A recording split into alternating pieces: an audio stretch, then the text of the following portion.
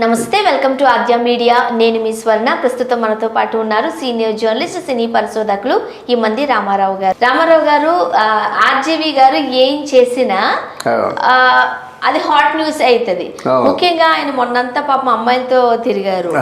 Okay, Anshu గారు కావచ్చు, అలా కొంతమంది ఆడపిల్లలు ఉన్నారు కదా, వీళ్ళందరితోని మంచి ఎంజాయ్ చేస్తున్నట్టుగా ఫొటోస్ పెట్టి ఓకే వాళ్ళకి ఫేమ్ తెచ్చారు, ఆయన ఫేమ్ తెచ్చుకున్నారు. అయితే రామ్ గోపాల్ వర్మ గారు సడన్ గా ఇది నా మాట కాదు, కొంతమంది అంటున్న మాట, ఆంటీలతో తిరుగుతున్నారు అన్నట్టుగా వార్తలు వస్తున్నాయి. ఓకే, సురేఖవాణి గారు, రామ్ గోపాల్ వర్మ గారు ఈ మధ్య చాలా సందర్భాల్లో కలిసి కనిపించారట, ఫ్రెండ్లీ నేచర్ తోనే. బట్ కనిపించేసరికి రామ్ గోపాల్ వర్మ గారితో ఎవరు కనిపించినా హాట్ న్యూస్ అవుతుంది కాబట్టి మాట్లాడుకోవాల్సి వస్తుంది. ఏంటి, ఏం జరుగుతుంది? ఇది రామ్ గోపాల్ వర్మ కంటే సురేఖవాణి గురించి ఎక్కువ మనం మాట్లాడుకోవాలి. ఎందుకంటే ఇటీవల సురేఖవాణి నేను ఎవరైనా నాకు తగ్గ మగవాడు దొరికితే పెళ్లి చేసుకుందామని ఉంది అని చెప్పింది.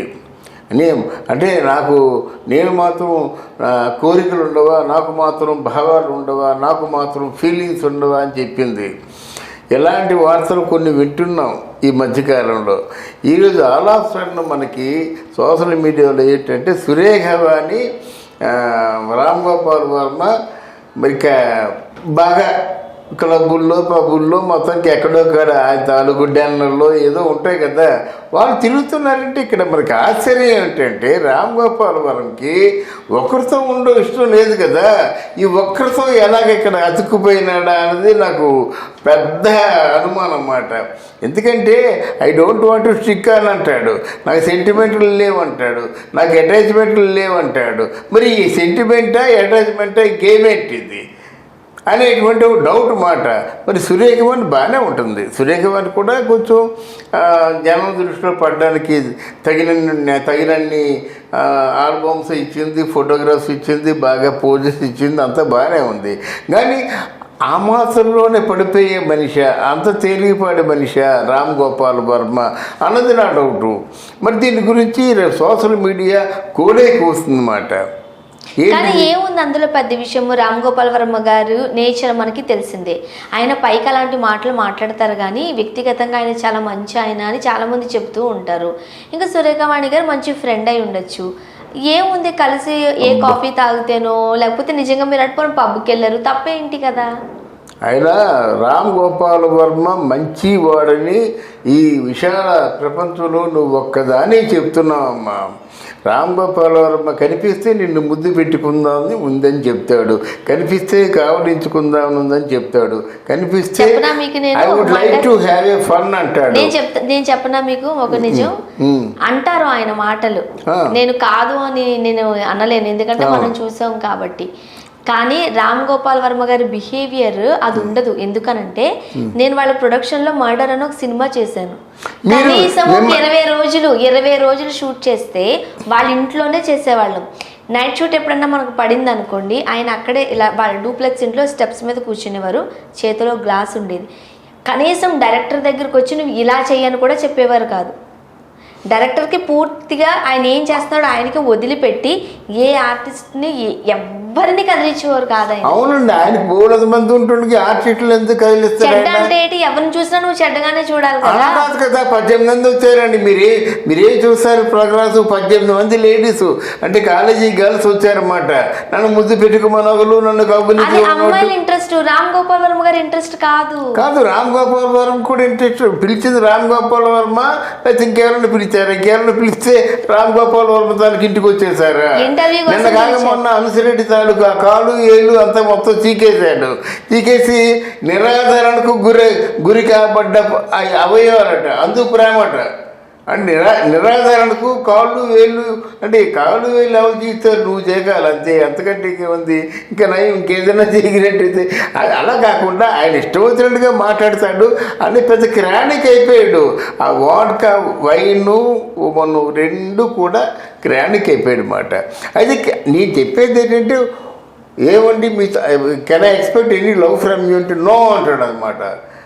అంటే ఫన్ అంటే ఓకే అంటాడు, లవ్ అంటే ఓకే అంటావు. అలాగే మీతో అటాచ్మెంట్ పెట్టుకుందా ఉంది, మీ తెలివితేటలు బాగా నచ్చేది, నో అటాచ్మెంట్ అంటాడు. మా అమ్మతో నాకు అటాచ్మెంట్ లేదు, మీరెవరు అంటాడు. ఇట్లాంటి మాటలన్నీ విన్నాం కనుక సురేఖ వారితో ఈ మధ్యకాలంలో ఈ సీజన్ అంతా ఎలా గడుపుతున్నాడు, ఎక్కడ ఆకర్షితుడయ్యాడు, ఏమో మొన్న వాళ్ళ అమ్మగారికి ఒక సెంటిమెంటల్గా ఒక కన్నీటి చొక్క రాల్చిన తర్వాత మనిషి మారిపోయాడా, ఎవరినైనా చూసుకొని పెళ్లి చేసుకుందామని ఆలోచనకు వచ్చాడా, రకరకాలుగా ఆలోచిస్తాం మాలాంటి వాళ్ళని.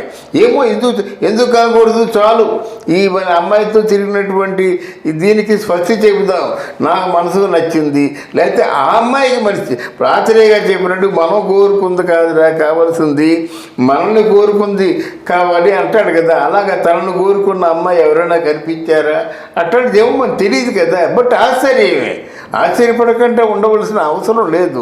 ఎందుకంటే నిరంతరం అమ్మాయి ప్రొడక్షన్ అంటారు, ఆ ప్రొడక్షన్ కొంత డబ్బు కేటాయించారు, కొంతమంది ఆర్టిస్టులు కేటాయించారు, అదొక డైరెక్టర్ని పెట్టారు, ఒక యూనిట్ ఉంది, అందులో జోక్యం చేసుకోడు, దాంతో సంబంధం లేదు. ఆయన నిజంగా మనసు పడ్డాడంటే పిలుస్తాడు, పిలిచి ఆవిడతో మాట్లాడతాడు, ఆవిడతో హ్యాపీగా స్పెండ్ చేస్తాడు. మళ్ళీ రెండో రోజు వస్తే ఒప్పుకోడు. అర్థమైందా? ఇంటర్వ్యూకి వచ్చినట్టయితే ముందు ఒకటి అంటాడు, నువ్వు నాకు నచ్చావు, ఇంటర్వ్యూ చేసావు ఉంటే ఇంటర్వ్యూ అయ్యేలోగా నేనేం చేస్తాను నాకే తెలీదు, నన్ను రెడీ అయితే ఇంటర్వ్యూ చేయమంటాడు, లేదా తెలిపమంటాడు. ఇలాంటి అంటే ఆలోచనలతో ఇంత ఫాస్ట్గా ఉన్నటువంటి ఆలోచనలతో ఉన్నటువంటి రామ్ గోపాల్ వర్మ సురేఖ వారితో ఎలా షేర్ చేసుకుంటాడు అన్నదే ఇక్కడ ప్రశ్న.